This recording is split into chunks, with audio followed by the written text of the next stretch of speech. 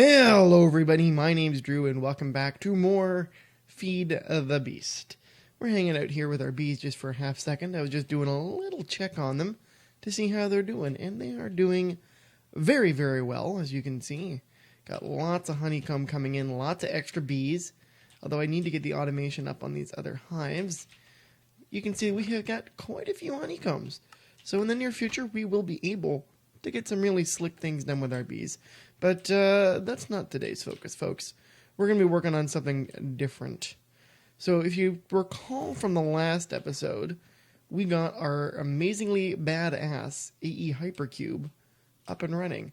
And I went ahead and I decorated this area and did a few little alterations to the scenery. So if you take a look here, we've got our cube as we remember it. If we open up this, you can see it looks awfully full. In fact, that looks incredibly full for having green drives. That is because I got it connected to those drives, meaning they're sharing the storage. And if I were to go over here and click on this and look at craftables, you can see that it is still connected to the other system both ways, right? I can even go into our terminal interface here and add things remotely. How cool is that? So everything's all wired up and looking pretty good. And I'll show you how I did that in a half second here. I've also installed a rack of these ME drives. They're empty for now. We will fill them up over time. We don't really need them right now, but we're going to change into bat form. And these are not ME controllers. I wasn't wasteful with resources. Have no fear. These are in fact Futura blocks, as you can see from our little Walia tooltip from Chisel. And they just look really, really cool. I got the solid color ones, which are purple. Pretty slick. They just kind of pulse colors along. The nice part is that they respond to the same sort of pulse system, so it actually looks like they're kind of flowing along very nicely. And then I've got these circuitry blocks, also the same kind of block from Chisel. And now let's reveal how I hooked all this stuff up. So on this side, you can see here, we have an ME Smart cable, and this is running all the way over to our other setup. And it is connecting to the two drives, the export buses down below, which are putting all of our fuel into a reactor and taking the export-import buses, I should be proper in what I'm saying. Those are connected downstairs, and they are, remember, taking our fuel and putting it into the reactor and taking the waste product and taking it out. And beyond that, that pretty much sums up that branch. This is a dense cable hooked up to our 20 drive array.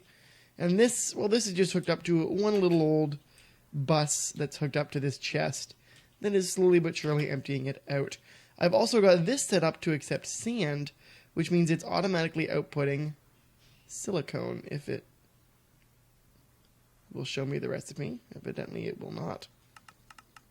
Or whatever, let's just look silicone. You can see here. That's interesting. Why did you stop? So if you take a look at the silicone here, there's a 100% chance of getting it by pulverizing sand. We're on our newest quarry, because we've killed 2 of those already in our time since we put those up. I'm going to go and show you that right now, provided the game doesn't lag out like crazy, because it doesn't really like teleporting. Got a new quarry marker here. Oh, it's nighttime. And you'll see, where are we? Oh, it's over here. So our newest quarry is this guy sitting right here. I got a couple of angel blocks. I decided to raise it up because I really would like to get my hands. I can't speak today, guys. Well, I can't speak normally, but whatever. I really wanted to get my hands on all this wood and other stuff that's on the surface rather than putting it lower down and leaving this kind of unsightly halves of trees hanging around. But yeah, we've got a lot of resources. We go over here. This quarry is much, much larger than our previous quarries. It's like 2 quarries put together. And it's very, very wide, as you can see here. The damn pump upgrade doesn't do shit, by the way. It sort of works, but not really. I'm not overly impressed with how it works. But as you can see here, the quarry, or the world hole upgrade, is definitely proving just how insane this quarry is. Just look at the size of this thing, man.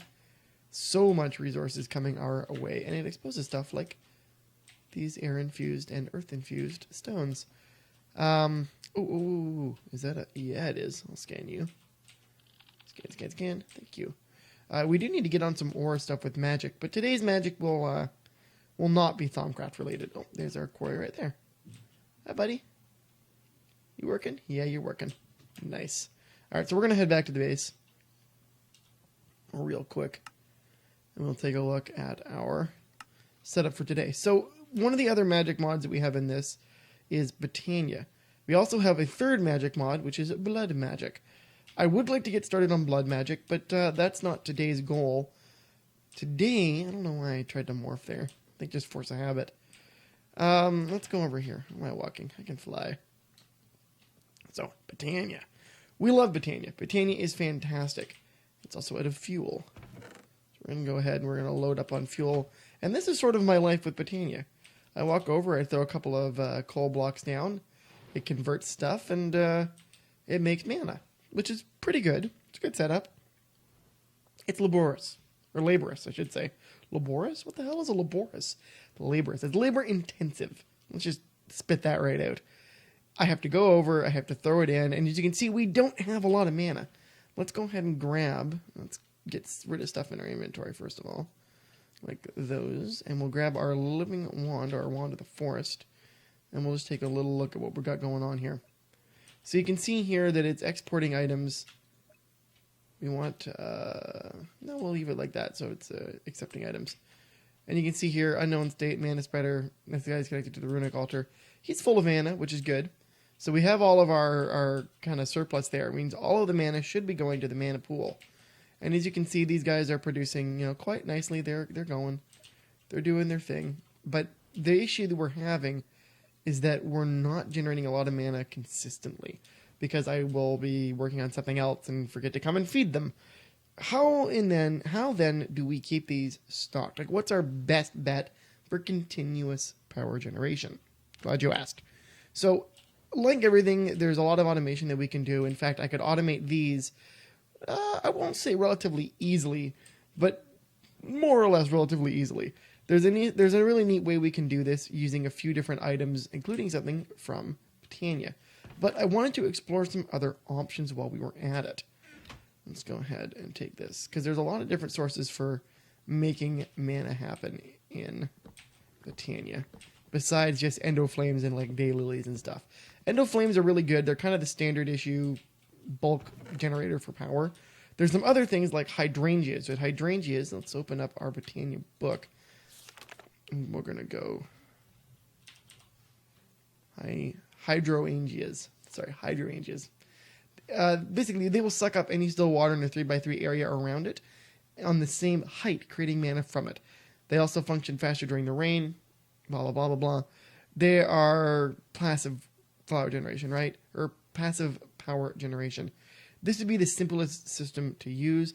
They don't generate a ton of power, and from my understanding, they are relatively weak, meaning like our day blooms.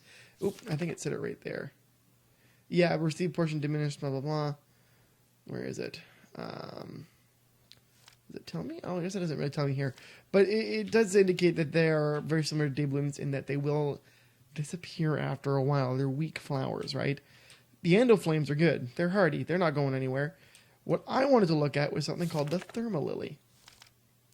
Let's go ahead and search for thermalily. There you go. So this guy is pretty slick. There comes a point when slower generating power like the hydrangeas or endoflame is not enough. We can live on endoflames, but I kind of want to see how this works.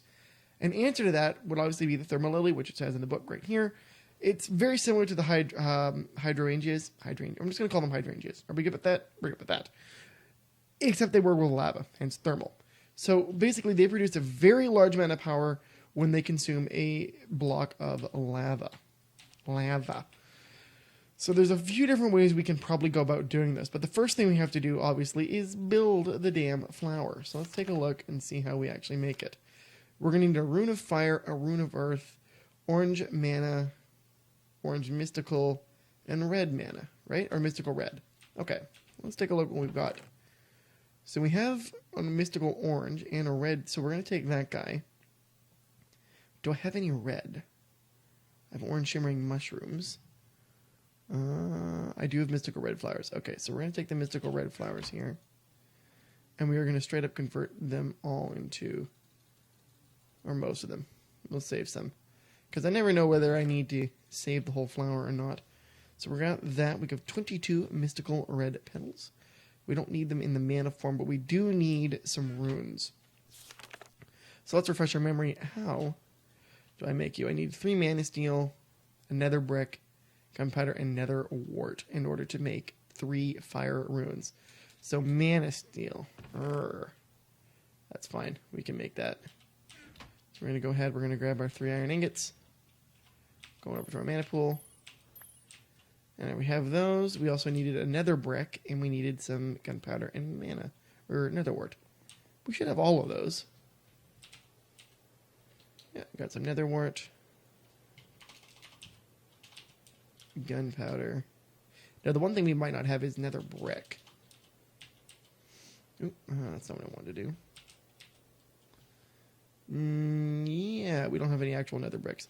But what we can do is take 32 of our nether rack, wow, and convert them 3 at a time into nether bricks. That is the beauty of having lots of resources. Oops. So now we can go. Yeah, here you go. Okay, so let's make ourselves a orange mana petal. And that was a red mystical I believe we needed, right? Yeah. So I can just go ahead and I will put that guy in there. And we're going to open our book back up real quick and see what we needed here. So we have those 3. And we use this on the runic altar, yeah? Yeah. Now if I remember, I think all you do is throw them at it, right? Right clicks? Okay, right clicks. Gunpowder. Oops. And there you go. And then I think I had to... Do I right-click it with the wand? Oh, no, there it goes. There you go. And it'll even tell me when I highlight... I can't speak. Highlight over it with my wand that it is, in fact, crafting that guy. And you can see there it's kind of taking its sweet time. So it's going to fire itself up. In the meantime, we can take a look at how much mana this has got. Not a ton. But it's generating enough. The mana spreader is staying topped off, so we're at least a decent rate. We could add a 3rd endoflame, so what I might do is make a 3rd endoflame, and we can at least investigate what we can do to make the endoflames more automated. And for that, we're going to need our old friend, Project Red. I already went ahead and I made a timer. But we also want a NOT gate, and I'll show you why. So the timer is pretty cool because it's, well, it's a timer, it's a clock, right? We know exactly how clocks work in Minecraft. Oh, I can't use... Okay, there we go. Every once in a while, it decides that the T key is not going to work inside Applied Energistics. Not gate. There it is. So using timers and a NOT gate, we can automate a hopper. And I'll show you how this works. We're also going to need something called... oops. Open crate. Oh, we need to use a living wood for that. How are you doing? You guys done? Yes, you are. What do I do to make you finish? I actually can't remember. How now, brown cow?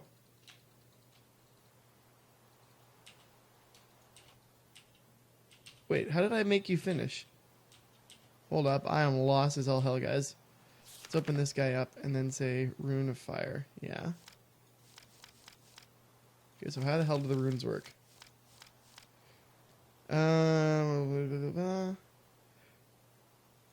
Speaking of runic altar, yeah, but how do I... Okay. If you hand, well, it's nice. Knew it. Yeah, but how do I actually, like, complete a rune? Is my question. Yeah. by clicking this block after an empty. Yeah, those are all the different runes, but how does one complete? Oh, I need. Don't I need some other thing? I need like a thing that it prints on, right? That's the runic altar itself. Piece of living rock, right? There it is. Okay, so I need a piece of living rock. I knew I was forgetting something. See? I'm a derp. Oops. Let's turn our ring off real quick.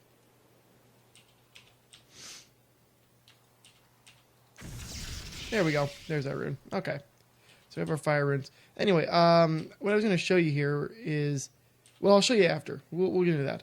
What I'm going to do is I'm going to quickly finish up making the thermal lily, and I will be right back. Okay, guys, we are back, and I've got ourselves an open crate here, along with our thermal lily, which we'll take a look at in a moment. So first things first, I wanted to show you how this works. So the open crate is really nice because no matter what you put in it, let me grab a block of coal here, and I'll grab our hopper. No matter what you put in it, it automatically falls directly below it. Oops. Okay, let's turn our damn ring off. So if I put that there, you can see it automatically falls down and drops onto that endo flame, which consumes it and, bangs your uncle. But the problem is, if you just put a bunch of stuff inside the item hopper, it'll just go, right? So how do we counteract that? Well, hoppers will respond to a redstone signal. So if I have a thing like that, you can see it's going to... Oh, I need to... Do I have a screwdriver? I wonder. Don't know that I do. Doesn't look like it. So we need to make something really quickly here. It's called the Project Red screwdriver, and that's how we move our timers and stuff. There it is. Screwdriver. Like that. And we can go over here and we can say, hey, I want you to alter yourself.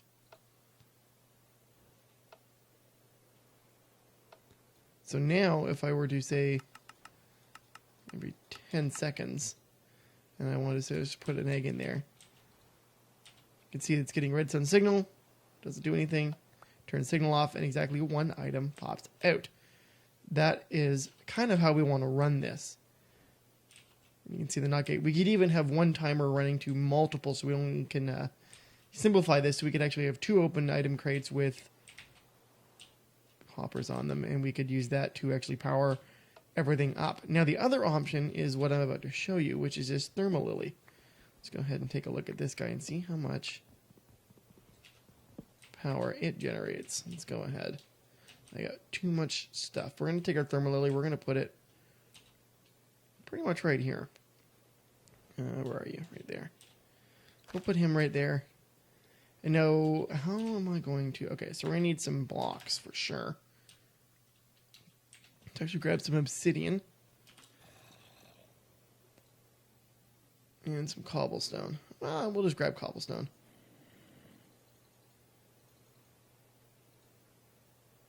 Grab, like, a bunch. And now we can go over here. Actually, we'll put some stuff away, like that. And, like... I don't really need the... no, we'll grab the wand right now.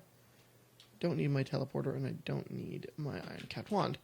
Let's go downstairs. We're going to grab ourselves a bucket of water, or lava, not water. Thank you. And we're going to go upstairs, and we're going to see how this guy actually performs in a real-world test. I'm really interested to see how this is going to work out. I guess I could have just built off this wall like that. So now if I were to put a bucket of lava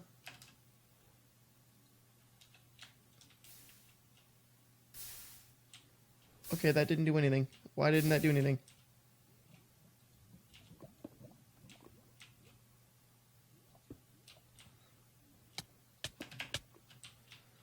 Oh, it erased everything. Oh, man. Alright, well, I'm going to go back to the drawing board, and I will be right back. Okay, guys, we're back. Got another bucket of lava. We're going to try this again. This time not murdering everything. We're going to put our source block right there and see what happens. So far, doesn't look like much. I wonder, does it need to be flowing into it? Okay, let's see if I can easily break our endo flames up here. So we've got these two. Does it need to be on the same level, maybe? Maybe. Let's go ahead. I'll pick that up. I'm going to put... Oh, man, this is going to be really dangerous, isn't it? The things I do for progress. You guys must love me for this. Okay, so we're going to take this. We're going to put all of our stuff like that. Right? And then if I put you there, do you work? No. Okay. What if I put like that? Nope, I think I just killed that again. Okay, so evidently I don't know how thermal lilies work. How in the hell do these guys actually generate mana? Blocked by some water. That's the hydrangea, right? Okay, so hold up. Let me trip search. Go.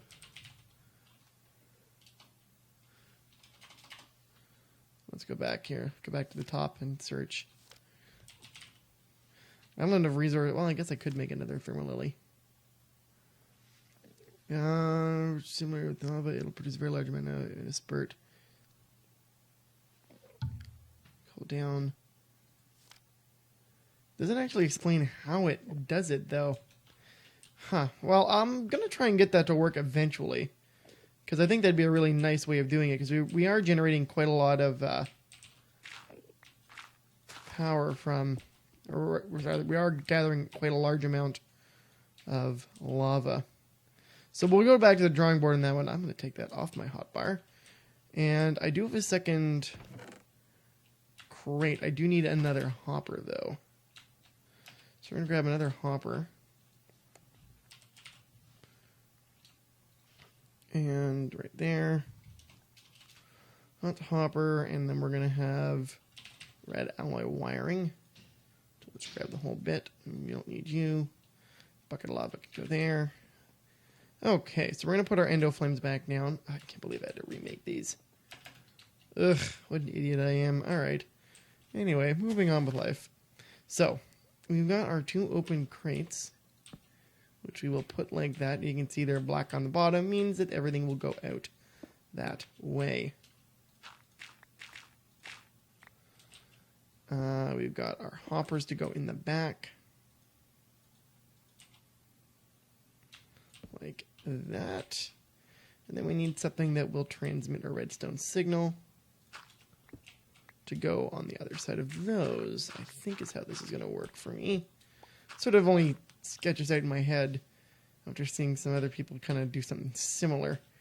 So if I go like that, and I put that guy there, and then I can have like this. This will be our NOT gate. Like this. We're going to need to rotate him, so let's grab our screwdriver, and we'll put away our axe. We don't actually need that right now. That guy's the inside. Oh, I am not doing this correctly, am I? Well, maybe. Hold on. Let's try something different here. Hold up. Let me go. Yep, that. Okay, good. That does work. Okay, so if I rotate you now, and that's going to be the outs like that. This should, in theory, power all of these. right? So now if I go, we'll actually minus a second because I actually want to see this guy in action. So if I put none of them move, right?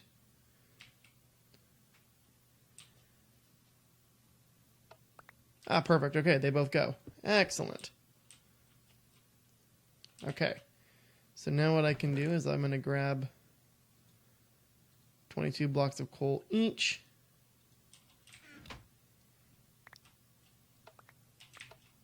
And we're going to tell it that we want it to go every 120 seconds. Right? Because we do want... Hold on, let's make this exact. Oops, I'm an idiot. There you go. So we want this to be fairly exact. I'm going to take you out and you out. Put 22 and 22. So now the way this guy will work for us, we'll be automatically feeding our endoflames, right? And I can always have another supply chain set up somewhere else. And then every once in a while, I'll come back and I will restock them. But that should keep enough mana in there that it'll just automatically go for us and everybody will go home happy. The other way we can... I might try the hydrangeas out as well to see what kind of mana generation they actually come up with. But I'm really not holding my breath here, guys. At any rate, this has been an experiment in how to automate Botania. Now, obviously, there is a much more complicated way we could go about this. For full automation, realistically, all we need to do is expand on this system to include some sort of automated shutoff. The only way I can think of doing it, and pretty much the same way anybody would, I've seen come up with the same thing, is using a comparator or detector of some kind. Now, Botania does have a built-in detector called a mana detector. So if we go over here and search mana detector, right there. So this is a device that is capable of detecting when a mana burst starts flowing through it, right? Most times when you have something in front of a mana spreader, if there's a block, it blocks it. The detector is nice because it doesn't. And it's actually built around a comparator, which, lo and behold, is what the other thing I was thinking of is putting a comparator on the mana pool and having that generate a signal. So, like, if it was full, it would send a... if it was full, it would send a thing to the pulse detector here, to the... what do you call them? Timer here, and say, hey, by the way, the mana pool's full. Please don't send any of that. Now, the other way of automating this too is I would probably use that spreader, the mana detector. You can put that there, and that would actually detect whether there was a pulse coming. If there's no pulses, it would automatically turn a signal off, triggering the timer anyway. And that would be a much more precise level of timing rather than just putting like 2 minutes on it and calling it good. Beyond that, I don't know what else you would do for that. I wonder if that's probably too much. I don't think so. I think 2 minutes is fine. I wonder how long it is. Maybe it's longer than 2 minutes to consume. I don't know. But even then, if it's 2 minutes is not good enough, it shouldn't despawn before the endoflames have a chance to pick them up again. So I may need to adjust the timing a little further, but I think we're okay. Obviously, like I said, the easiest way to do that would probably be hook that automation up into it. But I'm not that picky, and I don't mind a little bit of manual work every once in a while. I'm okay with it. But yeah, so now we've got some automated mana, which should improve our chances of keeping this full. And we really don't have to worry about resources considering, we have, 92,000 pieces of coal. If we really need more coal for our fire, we'll be fine. I may even expand that further. I might build a couple more endoflames, put 4 up, and then those 4, like if I were to put like 2 more here and then have a little door to get back in there, we would have 4 endoflames working to power this, which would be a lot of mana, which I may actually do. Oh, see, there you go. They just went. Okay, so evidently 2 minutes is not long enough. So we're gonna jack this guy up to another like 2.5. It's gonna like, it's gonna go 160. Because I don't mind if there's a little bit of lag between them going and not going. That doesn't actually bother me in any way, shape, or form. I'm gonna knock this guy out here. But yeah, so we'll deal with that as it comes and goes, guys. At any rate, you know the deal. If you like the episode, go ahead and click the old like button. Of course, you can find other work I've done in the description box below. And of course, thanks for watching. And I'll see you guys next time. Have a great day, folks. Bye-bye.